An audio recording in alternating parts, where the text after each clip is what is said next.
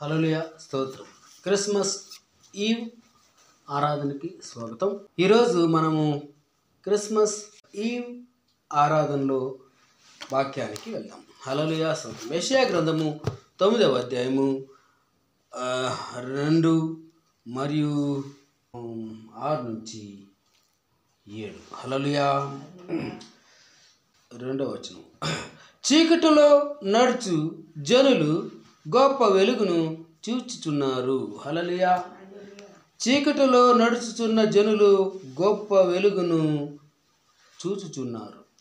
అంటే చీకటిలో ఉన్నటువంటి జనాలు గొప్ప వెలుగును చూస్తుంటారేమో, కానీ గొప్ప వెలుగును చూస్తున్నారు ఇప్పుడు. హల్లెలూయా. ఆ గొప్ప వెలుగు ఏంటి అని మనం చూస్తాం.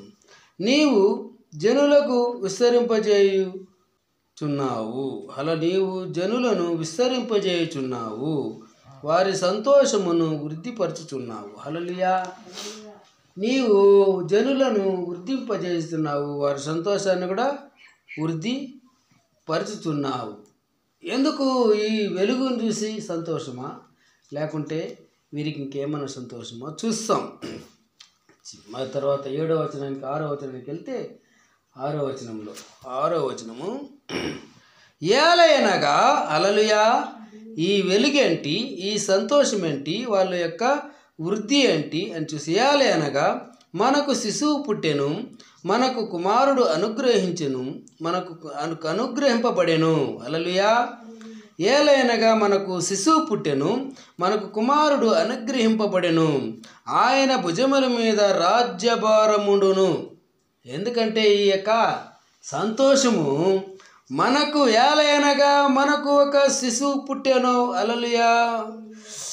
మనకు కుమారుడు అనుగ్రహింపబడెను, ఆయన భుజం మీద రాజ్యభారముండును. కుమారుడు అనుగ్రహింపబడ్డాడు, మనకు ఒక శిశువు పుట్టాడు. ఇలాంటి ఈ శిశువు, ఈ కుమారుడు సామాన్యుడు కాదు. ఆయన యొక్క రాజ్యము ఏలువాడు, ఆయన మీద రాజ్యభారము ఉండును. ఆశ్చర్యకరుడు, ఆలోచనకర్త, బలవంతుడైన దేవుడు, నిత్యుడగు తండ్రి, సమాధానకర్తయగు అధిపతి అని అతనికి పేరు పెట్టబడును. హల్లెలూయా. ఎన్ని పేర్లు!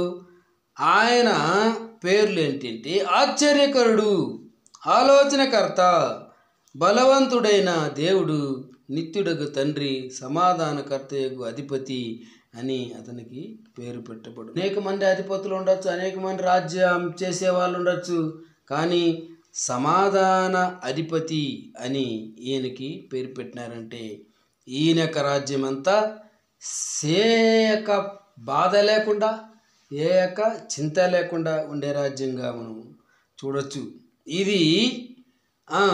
ఇది మొదలుకొని మితి లేకుండా దానికి వృద్ధియు క్షేమమును కలుగునట్లు సర్వకాలము దావీదు సింహాసనమును రాజ్యమును నియమించును. హల్లెలూయా.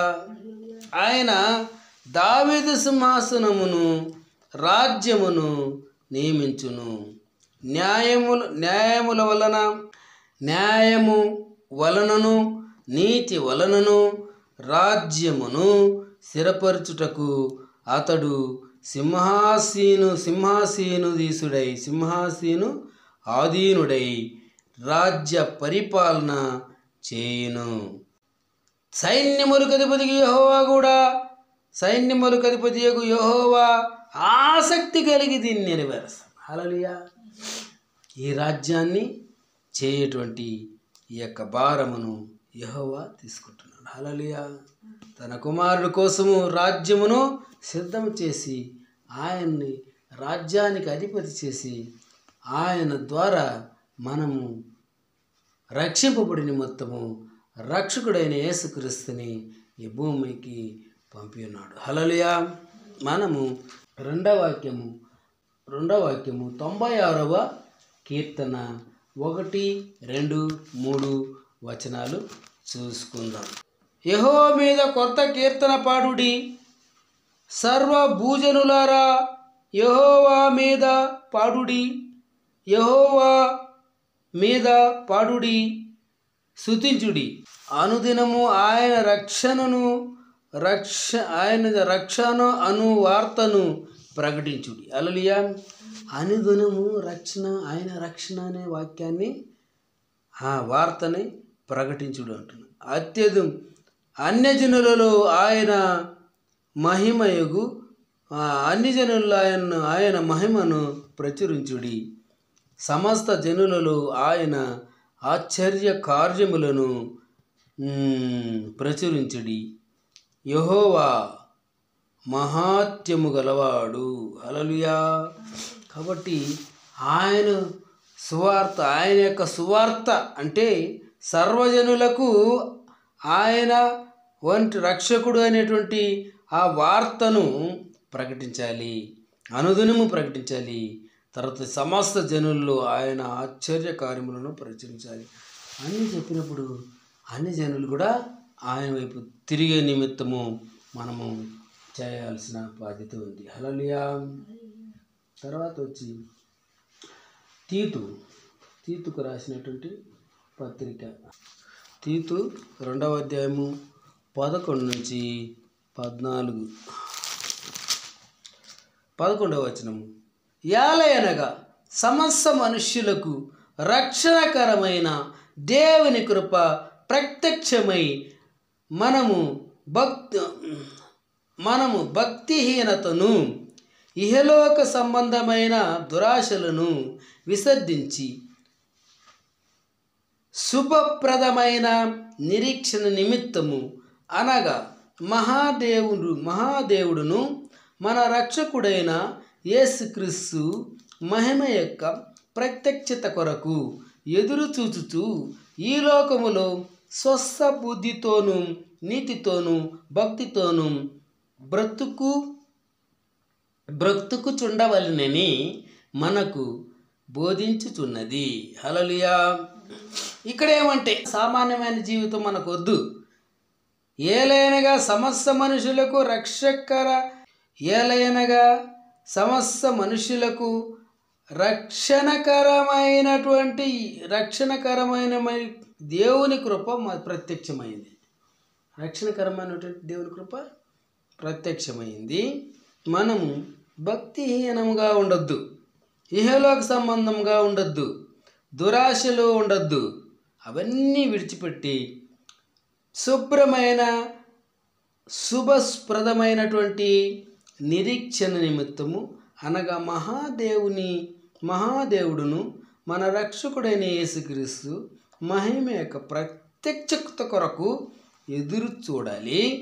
ఈ లోకములో స్వస్థ బుద్ధితోనూ నీతితోనూ, మంచి బుద్ధి ఉండాలి, నీతి ఉండాలి, భక్తి ఉండాలి. ఆ విధంగా భక్తితోనూ బ్రతుకుచుండవలనని మనకు బోధించుచున్నది. ఆయన సమస్తమైన దుర్నీతి నుండి మనలను విమోచించి సత్క్రియలందు ఆసక్తి గల ప్రజలను తన కోసరము పవిత్రపరుచుకుని తన సొత్తుగా చూసుకొనున్నాడు. హల్లెలూయా. తన సొత్తుగా చేసుకొనుటకు తన్ను తానే మన కొరకు అర్పించి ఉన్నాడు. హల్లెలూయా. మనము ఈ లోకం సంబంధమైనటువంటి అనేకమైనటువంటి వాటిని విడిచిపెట్టి లోక సంబంధమైనటువంటి లోకములో లేకుండా వేరుపరచబడి ఆయన బిడ్డలుగా మనము జీవించే నిమిత్తము ఆయన ఏం చేశాడు? ఆయన తన్ను తానే మన కోసం సిలువ పైన బలిగా అర్పించాడు. హల్లెలూయా. అందువల్ల మనము ఆయన బిడ్డలుగా కొనబడ్డాము. కాబట్టి ఆయన యొక్క కృపను స్వీకరించి ఆయన యొక్క ప్రేమను, ఆయన యొక్క చిత్తాన్ని, ఆయన యొక్క మార్గంలో నడిచి నిమిత్తము ప్రయాసపడాలి అని చెప్పేసి ఈ వాక్యం చెప్తుంది. హల్లెలూయా. తర్వాత చివరిగా మనము లూకా 2వ అధ్యాయము 31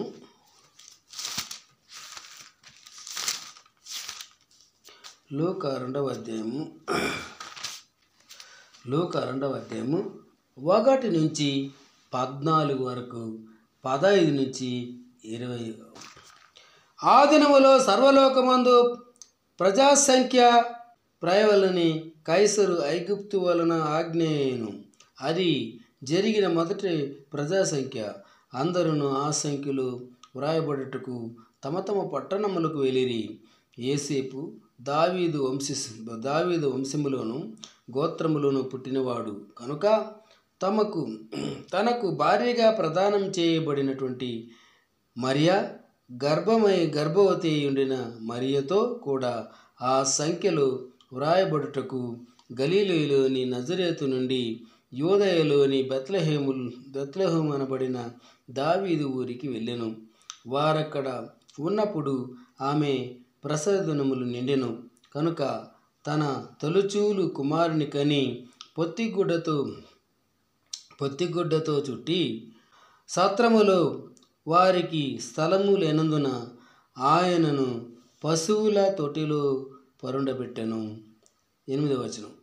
ఆ దేశములో కొందరు గొర్రెలు కాపరులు పొలములో ఉండి రాత్రివేళ తమ మందను కాచుకొని చుండగా ప్రభు దూత వారి యొద్దకు వచ్చి నిలిచెను.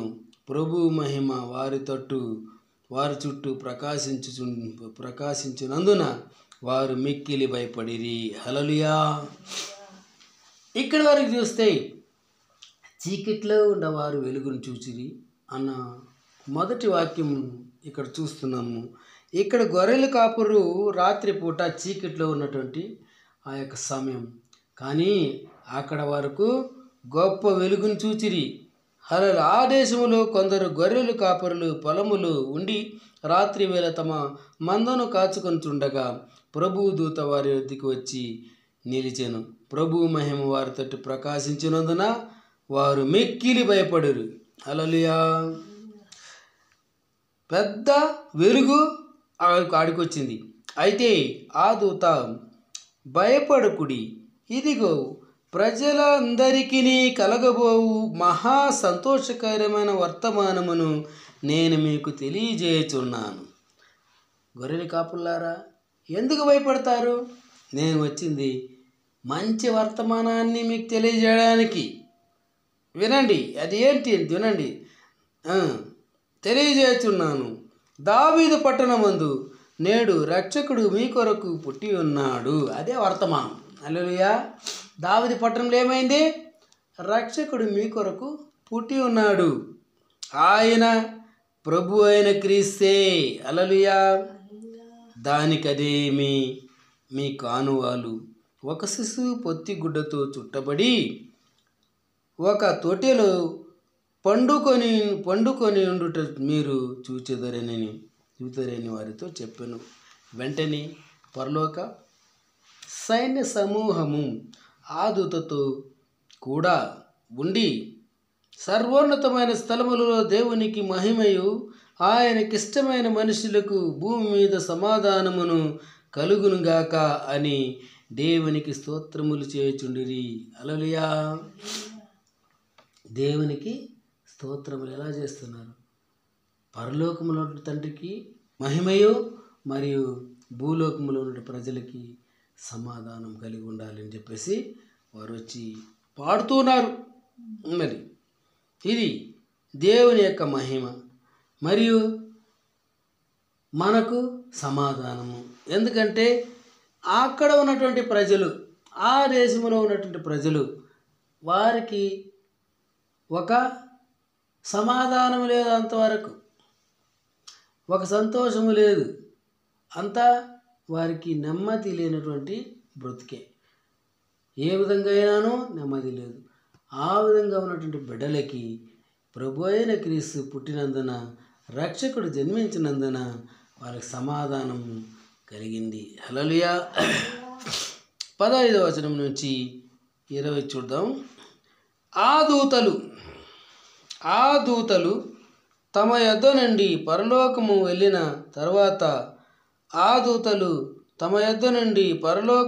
తర్వాత ఆ గొర్రెల కాపరులు జరిగిన ఈ కార్యమును ప్రభు మనకు తెలియజేయుచున్నాడు. మనము బెత్లెహేముకు వెళ్ళి చూతము రండని ఒకరితోనొకడు చెప్పుకొని త్వరగా వెళ్ళి మరియను యేసేపును తొట్టిలో పడుకొని ఉన్నటువంటి శిశువును చూచిరి. హల్లెలూయా. వీళ్ళేం చేశారట? ఆ దూతలు వెళ్ళిపోయి పరలోకానికి వెళ్ళిపోయినారు. వెళ్ళిన తర్వాత ఆ గొర్రెల కాపురులు జరిగిన ఈ కార్యమును ప్రభు మనకు తెలియజేయించి ఉన్నాడు. హల్లెలూయా. వాళ్ళు ఈ జరిగిన కార్యాన్ని ప్రభు మనకు తెలియజేయించి ఉన్నాడు కనుక మనం ఏం చేయాలా? బెత్లెహేం వరకు వెళ్ళి మనం ఏం చేయాలా? బెత్లెహేం వరకు వెళ్ళి చూతాము రండి అని ఒకరితో ఒకడు చెప్పుకొనిరి. హల్లెలూయా. త్వరగా వెళ్ళి మరియను యేసేపును తొట్టిలో పండుకొని ఉన్న శిశువును చూచిరి. హల్లెలూయా. త్వరగా వెళ్ళినారట. ఇంకా ఆలస్యం చేసేది వద్దు, ఆలస్యం ఆశాభంగం, త్వరగా పోదాం అని చెప్పేసి బయలుదేరినారు. వారు చూచి ఆ శిశువును గూర్చి తమతో చెప్పబడిన మాటలు ప్రచురము చేసిరి. వారు మాకు దేవదూత వచ్చింది, మేము గొర్రెలు కాసుకుంటామంటే దేవదూత చెప్పింది, మీరు వచ్చి దావీదు పట్టణంలో రక్షకుడైన క్రీస్తు పుట్టి ఉన్నాడు అని చెప్పేసి చెప్పింది. అవన్నీ దాన్ని బట్టి మేము వచ్చినాము అని చెప్పిరి. అందుకు గొర్రెల కాపరులు తమతో చెప్పిన సంగతులను గూర్చి విన్నవారందరూ మిక్కిలి ఆశ్చర్యపడిరి. వాళ్ళు చెప్పిన మాటలన్నీ విన్నోళ్ళంతా అలాగా అని చెప్పేసి ఆశ్చర్యపడిరి. అయితే మరియా ఆ మాటలన్నీ తన హృదయములో తలపోసికొనుచు భద్రము చేసుకొనెను. హల్లెలూయా. అంతటా గొర్రెల కాపరులు తమతో చెప్పబడినట్టుగా తాము విన్న వాటిని కన్న వాటిని గూర్చి దేవుని మహిమపరచుచు స్తోత్రము చేయుచు తిరిగి వెళ్ళిరి. హల్లెలూయా. మహిమపరచు స్తోత్రాలు చేయుచు వారు గొర్రెల కాపురు తిరిగి వెళ్ళారు. మనం కూడా మహిమ చేద్దాం, మహిమపరుస్తాం ఆయన నామాన్ని. మనం కూడా స్తోత్రములు చేయొచ్చు. ఈరోజు ఈ యొక్క ఆరాధనలో ఇచ్చిన మర్మం గురించి మనము జ్ఞాపకం చేసుకున్న ఈ యొక్క సమయాన్ని మనము ఆశీర్వాదకరంగా భావించి మనము దేవుని మహిమపరుస్తాం. హల్లెలూయా. రేపు పొద్దున ఆరాధనలో మిగిలిన విషయాలు మనము నేర్చుకుందాం. మనము దేవుడు బోధించిన విషయాలను మనము విందాం. హల్లెలూయా. స్తోత్రం. లేచి నిలబడదాం. మహోన్నతుడా పరమ తండ్రి స్తోత్రం, మీకే మహిమ ఘనత ప్రభావం చూస్తున్నాం దేవా తండ్రి. ఈ యొక్క వాక్య భాగంలో మీరు మాట్లాడిన విధానం బట్టి స్తోత్రము. ఈ యొక్క ఆరాధనను నడిపించిన విధానం బట్టి స్తోత్రము. పొద్దున సకాలం లేచి మీ యొక్క క్రిస్మస్ ఆరాధనను మరియు వాక్యమును మేము చదువు నిమిత్తం మాకు సహాయం చేయండి. మంచి నిద్రనిచ్చి పొద్దున వేకువజామున లేచి అనేక పనులు చేయడానికి మరియు ఆరాధనలో కలుసుకోవడానికి సహాయం చేయండి. మీకు మహిమ ఘనత ప్రభావములు తెలుసు మా ప్రభు రక్షకుని యేసుక్రీస్తు దివానం ముందు ప్రార్థించి వేడుకున్నాం దేవా తండ్రి. ఆమేన్ ఆమేన్. ప్రాణమయ యెహోవాను సంతించు, నా అంతరంగ సంస్థ పరిశుద్ధ నామమున చెప్తా. నా ప్రాణమయ యెహోవాను సంతించు, ఆయన చేసిన మేలు తండ్రికి కుమారు కృపి పరిశుద్ధాత్మకు నేను సాహసము ఎప్పటికెప్పుడు సదాకాలము యేసుక్రీస్తు రెండవ రాకడ వరకు చిరస్థాయిగా మనందరితో నిలిచును గాక. ఆమేన్ ఆమేన్. వందనాలు. మంగళం కోరిడువో నల్ల సంగీతం పాడిడువో, మంగళం కోడిడువో నల్ల సంగీతం పాడిడువో, దినం కూరిడువో దినం పాడిడువో, దినం కూడిడువో దినం పాడి